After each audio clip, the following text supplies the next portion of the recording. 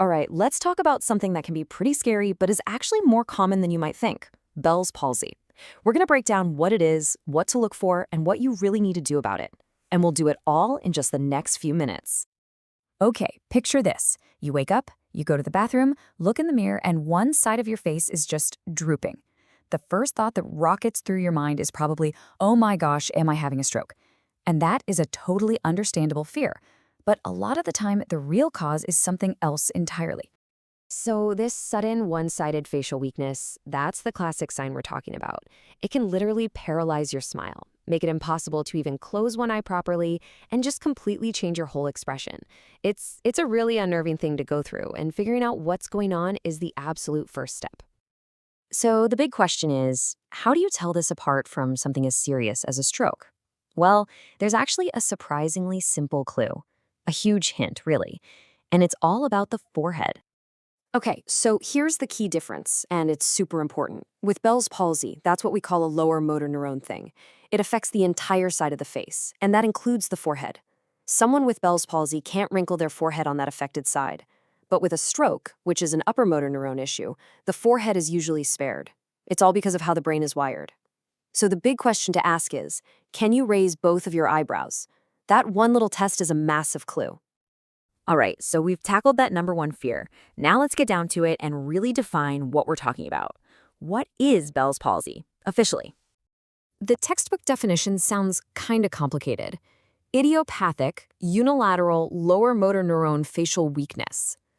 Whoa, right? But let's break that down. Unilateral just means one-sided. We already talked about lower motor neuron. That means the whole side of the face is involved. But the real key word here is idiopathic. It's a fancy way of saying we don't really know what causes it. It just happens. Now, just because it isn't usually a stroke doesn't mean you can just wait around. Time is absolutely critical. There's a very specific window of time where treatment works best, and you really, really need to know about it. 72 hours. That's it. 3 days. That is the magic number. If you want the best possible chance for a full, fast recovery, you have to get medical advice and start treatment within 72 hours of when those symptoms first show up. So what does that treatment look like? Well, the main medical treatment for Bell's palsy is a course of steroids, usually a drug called prednisolone.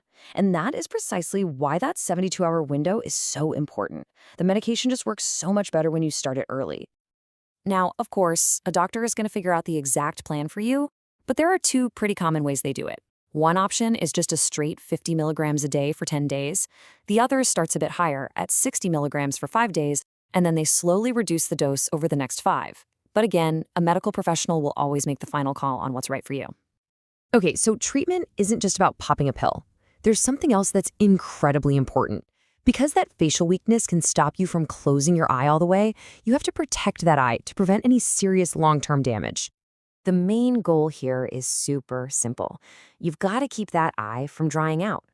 Think about it. If your eyelid can't blank or shut completely, the surface of your eye, the cornea, is just left out in the open. That can cause some major problems. So using lubricating eye drops all day long, that's not optional. It's a must-do part of recovery.